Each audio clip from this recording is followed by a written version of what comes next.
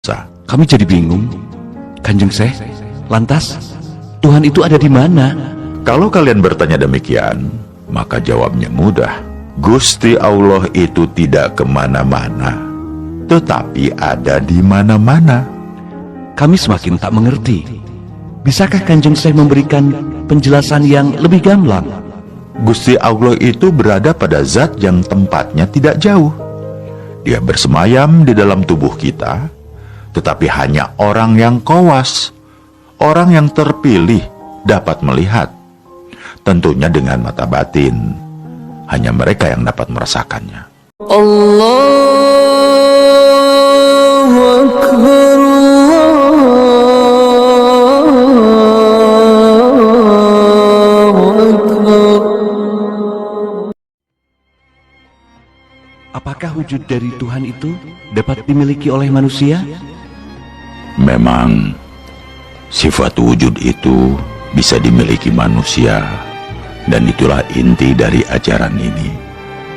Selama manusia mampu menjernihkan kalbunya, maka ia akan mempunyai sifat-sifat itu. Sifat tersebut pun sudah kumiliki. Kalian bisa melakukannya dengan mengamalkan apa yang hendak kuajarkan. Allah adalah satu-satunya yang wajib disembah. Dia tidak nampak dan tidak berbentuk, tidak terlihat oleh mata, sedangkan alam dan segala isinya merupakan cerminan dari wujud Allah yang nampak. Seseorang bisa meyakini adanya Allah karena ia melihat pancaran wujudnya melalui jagat raya ini. Allah tidak berawal dan tidak berakhir, memiliki sifat langgeng, tidak mengalami perubahan sedikit pun. Allah berada di mana-mana, bukan ini dan bukan itu. Dia berbeda dengan segala wujud barang baru yang ada di dunia ini. Wahai Kanjeng Syekh, jelaskan kepada kami tentang hakikat kodrat. Kodrat adalah kekuasaan pribadi Tuhan. Tidak ada yang menyamainya. Kekuatannya tanpa sarana.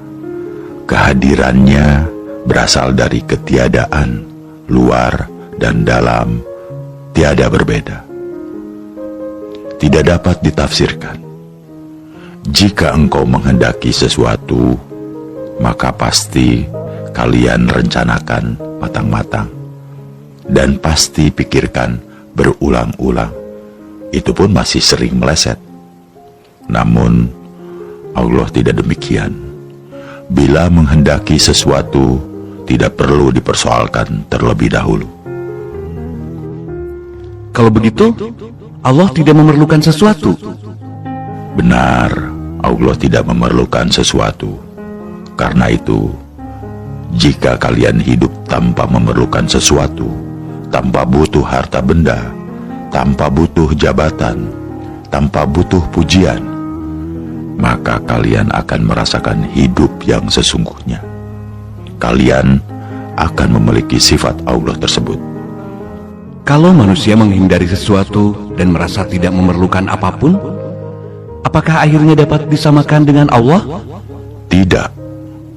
Walaupun manusia hidup tanpa bergantung sama sekali kepada duniawi, namun ia tetap berbeda dengan Allah. Tidak bisa disamakan dengan Tuhan. Allah adalah pencipta dan kalian adalah yang diciptakan. Allah berdiri sendiri, tanpa memerlukan bantuan. Hidupnya tanpa ruh, tidak merasa sakit dan kesedihan. Allah muncul sekehendaknya. Jika Allah berkehendak, maka apakah kehendak seseorang itu karena kemauan Allah? Untuk sampai pada jawaban itu, harus membedakan seseorang. Manusia itu dibedakan menjadi beberapa tingkatan. Ada yang awam, ada yang qawas. Orang awam hanya beribadah secara syariat, tanpa dapat memelihara kolbu. Maka ia masih jauh bisa berhubungan dengan Allah. Sedangkan orang-orang qawas, termasuk para nabi, rasul, dan wali Allah, mereka beribadah secara utuh, bahkan sampai pula pada tingkatan hakikat. Kalau kalbunya sudah bersih dari duniawi dan menyatu dengan cahaya ilahi, maka kehendak kemauannya itu berasal dari Allah. Perbuatannya adalah perbuatan Allah. Maka jangan heran jika ada orang yang diberi karomah sehingga segala ucapannya menjadi bertuah. Kalau begitu, ibadahnya orang yang sudah kowas itu merupakan kehendak Allah? Benar, mereka mempunyai kejernihan akal budi, memiliki kebersihan jiwa dan ilmu. Salat 5 waktu dan berzikir merupakan kehendak yang sangat dalam, bukan kehendak nafsunya, namun kehendak Allah. Semangatnya sedemikian besar. Mereka sholat tidak mengharapkan pahala, tetapi merupakan suatu kewajiban diri dan pengabdian. Badan haluslah yang mendorong untuk menjalankan. Banyak orang melakukan sholat, tetapi tidak menyentuh kepada yang disembah. Ini bagaimana? Memang, banyak orang yang secara lahiriah nampak khusyuk sholatnya, bibirnya sibuk mengucapkan zikir dan doa-doa, namun hatinya ramai oleh urusan duniawi mereka. Islam yang demikian ini ibarat kelapa. Mereka hanya makan serabutnya saja. Mereka hanya makan serabutnya. Padahal yang paling nikmat adalah buah atau daging kelapa dan air kelapanya. Mereka sholat 5 waktu sebatas lahiriah saja, tidak berpengaruh sama sekali kepada akal budinya. Padahal sholat itu diharapkan dapat mencegah keji dan munkar, namun mereka tidak mampu melakukannya dalam kehidupan sehari-hari. Kalaupun hakikat sholatnya itu membekas pada budinya, itu pun hanya sedikit. Buat apa sholat 5 waktu jika perangainya buruk? Masih suka mencuri dan berbohong? Untuk apa bibir lelah berzikir menyebut asma Allah jika masih berwatak suka mengingkari asma? Kadang-kadang pula mereka berharap pahala. Sholatnya saja belum tentu dihargai oleh Allah, tetapi buru-buru meminta balasan. Aneh. Wahai Syekh, ada hadis Rasulullah yang menyebutkan bahwa amal hamba yang pertama kali diperhitungkan adalah sembahyang. Jika sembahyangnya baik, maka semua dianggap baik. Ini bagaimana? Itu perlu ditafsirkan. Tidak boleh dipahami secara dangkal makna dari hadis tersebut. Hadis itu mengandung logika sebagai berikut. Orang yang tekun mengerjakan sholat dengan sempurna, maka perilaku, budi pekerti, dan kalbunya juga harus terpengaruh menjadi baik. Karena sholat yang dilakukan dengan jiwa yang bersih akan berpengaruh pula bagi cabang kehidupan lainnya. Dan sebaliknya, hadis itu tidak berlaku bagi orang yang tekun mengerjakan sholat, tetapi hatinya masih kotor. Tersimpan keinginan-keinginan nafsu, misalnya ingin dipuji orang lain, terdapat ujub dan sombong, serta budinya menyimpang dan menabrak tatanan yang dilarang. Apakah ada tuntunan mengenai pakaian seseorang yang sedang melakukan sembahyang? Sesungguhnya, aku, Syekh Siti Jenar, tidak sependapat jika ada orang yang mengenakan pakaian gamis dan meniru-niru pakaian orang Arab dalam melakukan sholat. Jika selesai sholat, jubah atau gamis itu dilepaskan, sedangkan sholat orang tersebut tidaklah menyentuh hatinya. Meskipun berlama-lama merunduk di masjid, namun masih mencintai duniawi. Sholat yang pakaiannya kedombrangan, merunduk di masjid berlama-lama sampai lupa anak istri, sedangkan dia masih mencintai duniawi dan mengumbar nafsu manusiawinya. Bahkan dalam kehidupan sehari-hari, ia seringkali menyusahkan orang lain. Maka orang yang demikian itu tidak terpengaruh oleh sholat yang dilakukan. Biasanya tipe orang seperti itu sibuk menghitung pahala. Dia sangat keliru dan bodoh. Pahala yang masih jauh tetapi diperhitungkan, sungguh sedikit pun tidak akan dapat dicapainya. Zat yang luhur dan sejati itu sesungguhnya siapa, wahai Syekh? Gusti Allah adalah zat yang tinggi dan terhormat. Ia memiliki 20 sifat. Semua timbul atas kehendaknya. Ia mampu mencurahkan ilmu kebesaran, kesampurnaan, kebaikan, keramahan, kekebalan dalam segala bentuk, memerintah umat, dapat muncul di segala tempat, dan sakti sekali. Aku, Syekh Siti Jenar, merasa wajib dan menuruti kehendaknya, sebagaimana ajaran Jabariyah, dengan sesungguhnya dan konsekuen. Selalu kuat cita-citanya, kokoh tidak tergoyahkan terhadap sesuatu yang tidak suci, berpegang teguh kepadanya selama hidup, tidak akan menyembah terhadap ciptaannya, baik dalam wujud maupun dalam pengertian. Mengapa Kanjeng Syekh dianggap oleh para wali sebagai wali murtad? Karena ajaranku tidak mudah dipahami orang awam. Bagaimana ajaran Kanjeng Syekh yang dianggap sesat? Aku adalah penjelmaan dari zat luhur yang memiliki semangat, sakti, dan kekal akan kematian. Dengan hilangnya dunia, Gusti Allah telah memberi kekuasaan kepadaku, dapat manunggal dengannya, dapat langgeng, mengembara melebihi kecepatan peluru.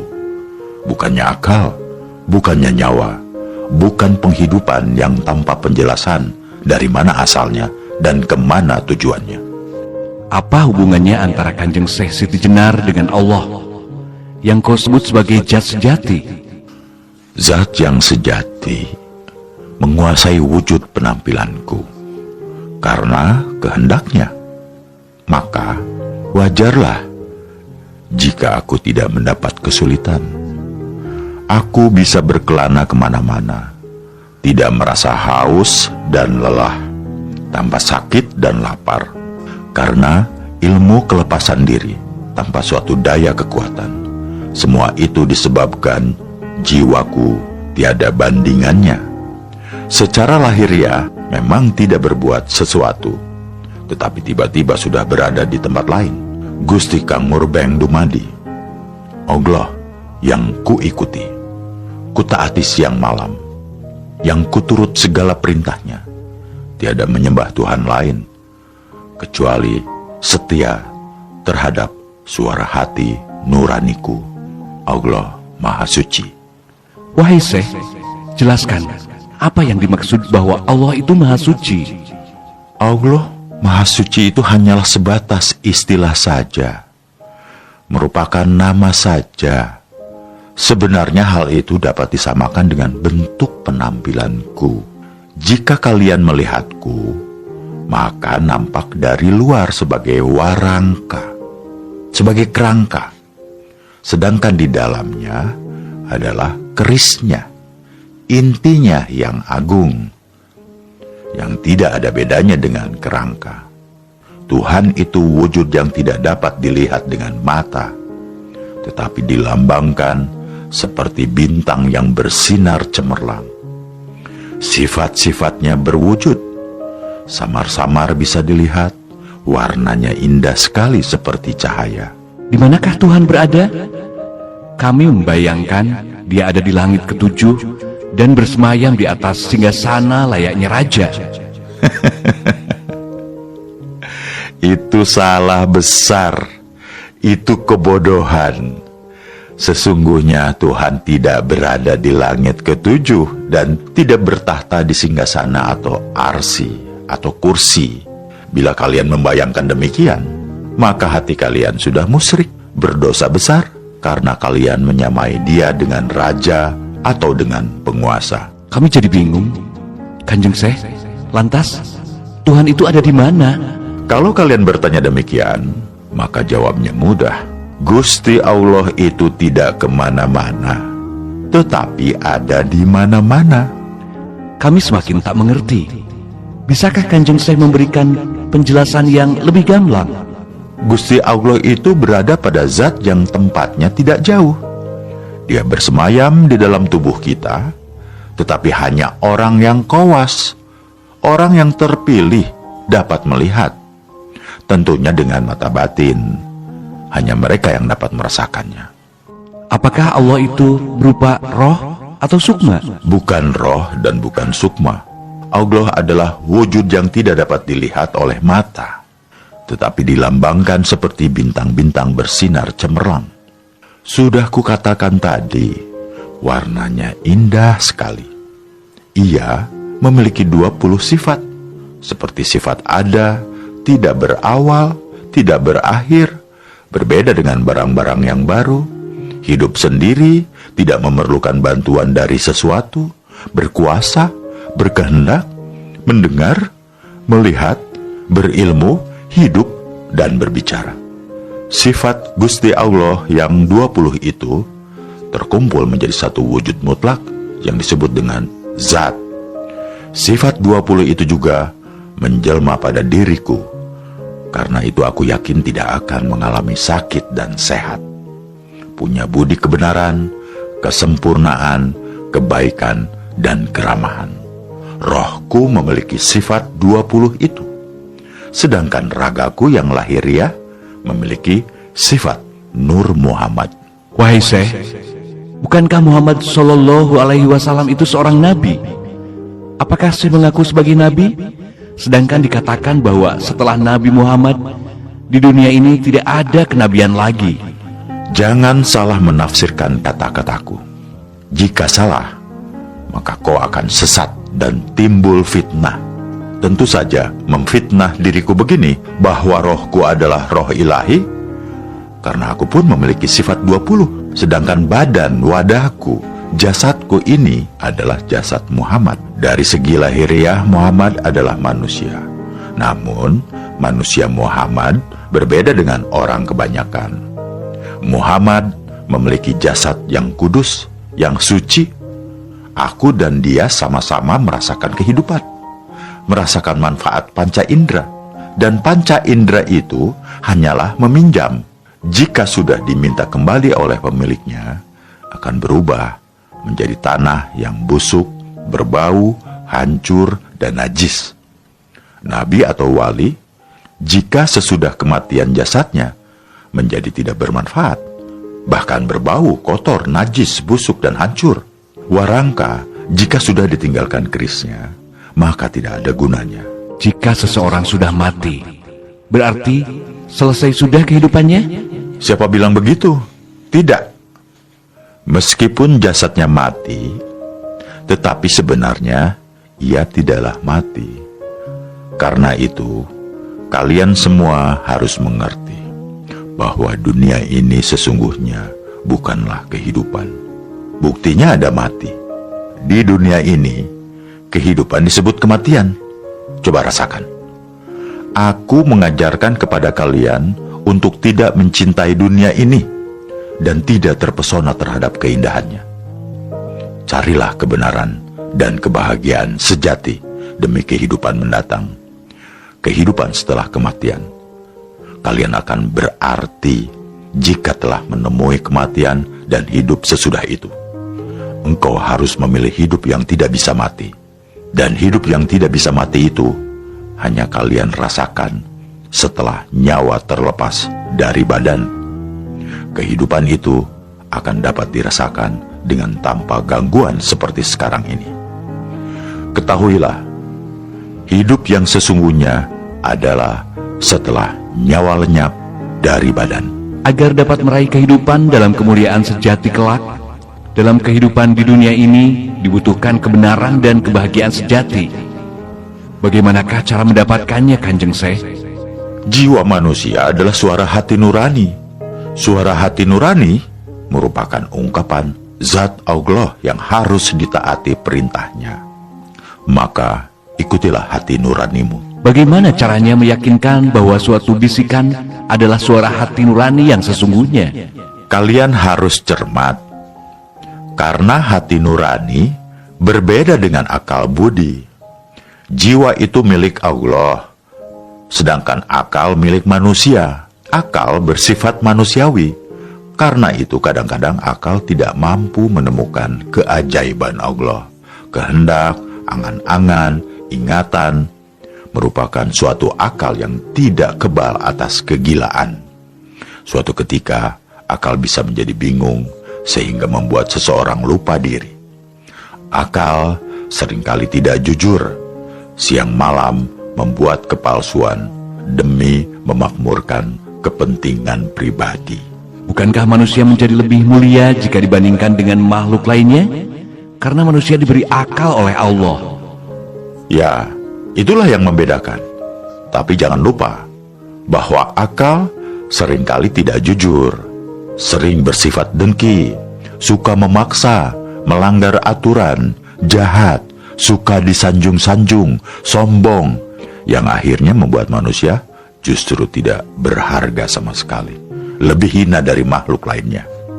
Jadi, kita harus menggunakan akal sesuai dengan jiwa atau kehendak Allah. Ya, benar.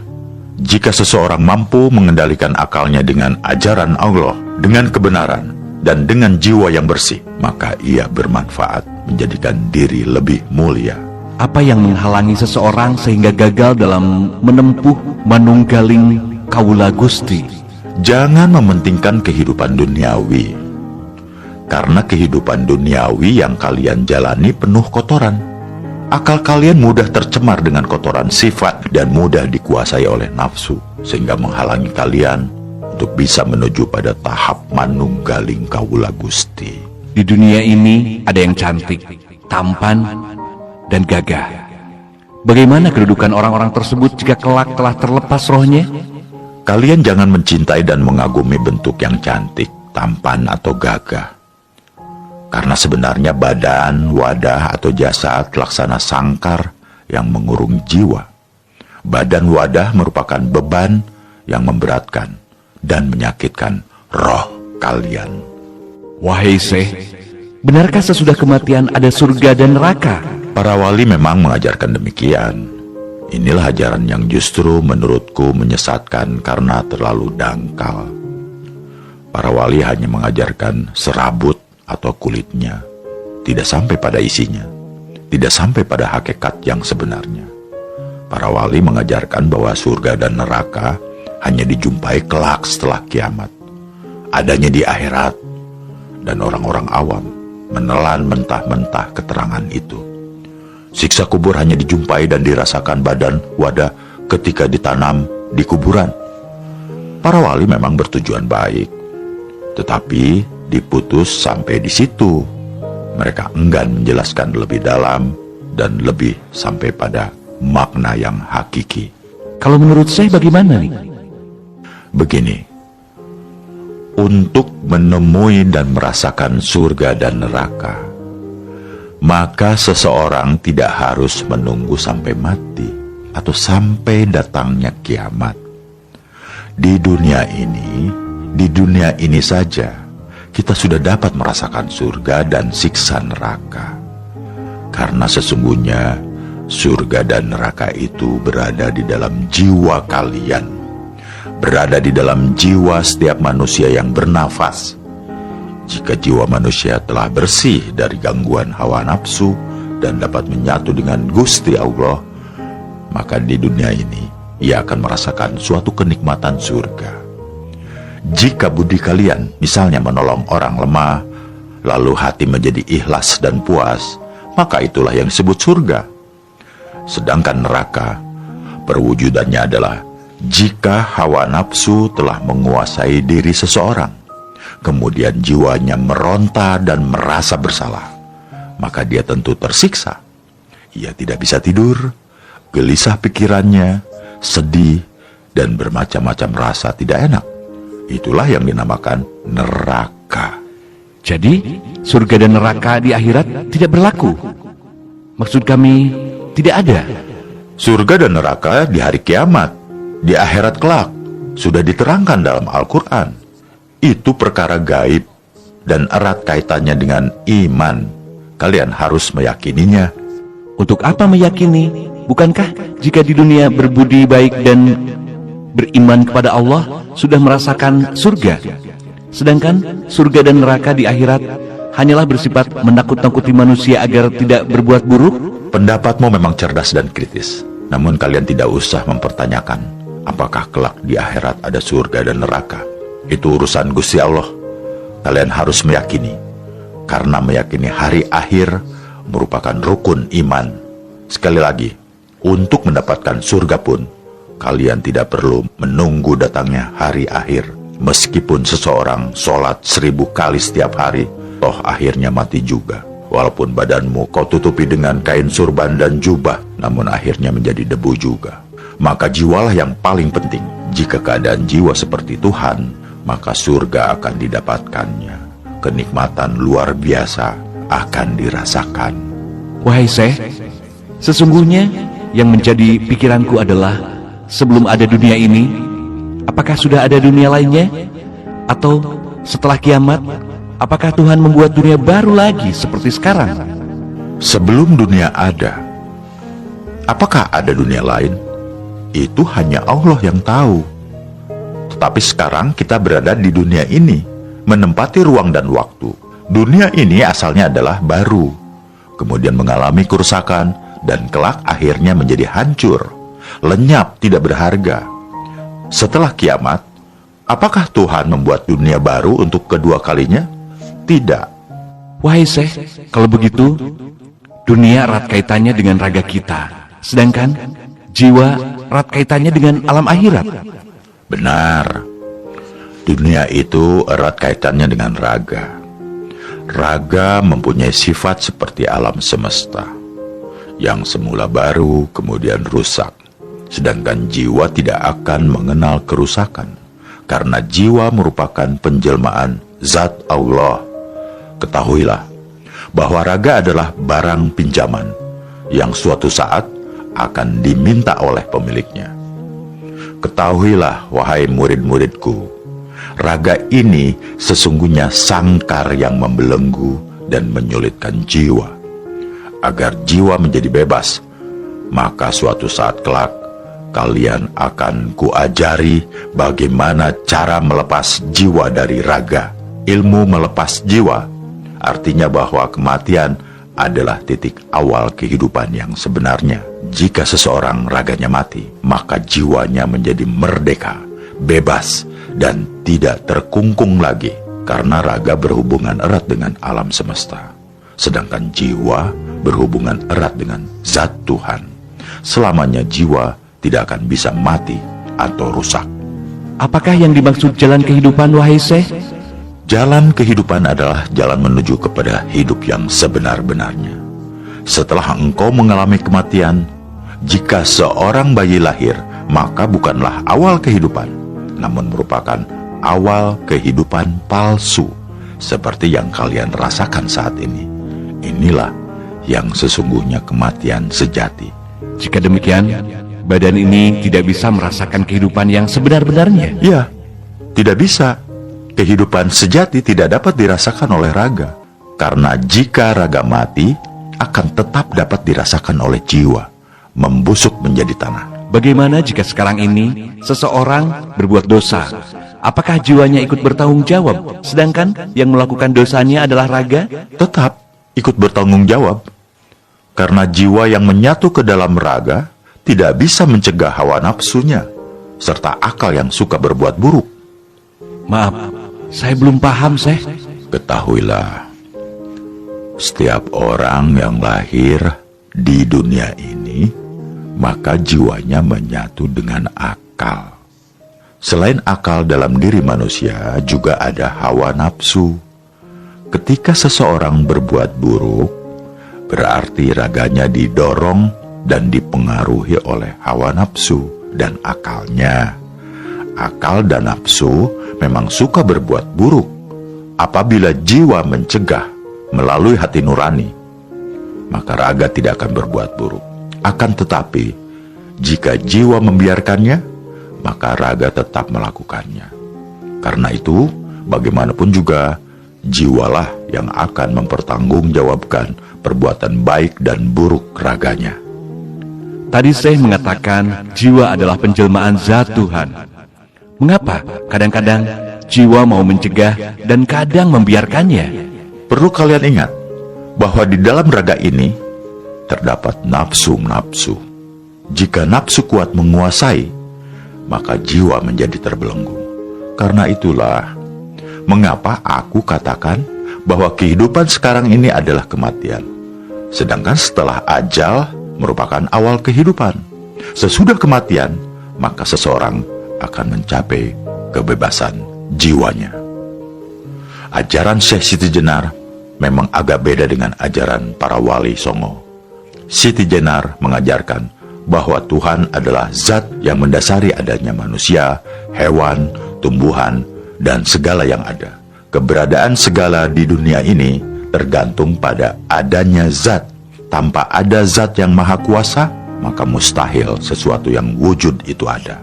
Ajaran ini tidak pernah disampaikan oleh para wali songo. Mereka menyadari bahwa umatnya masih terlalu awam terhadap Islam, sehingga memberi materi yang ringan dan praktis saja.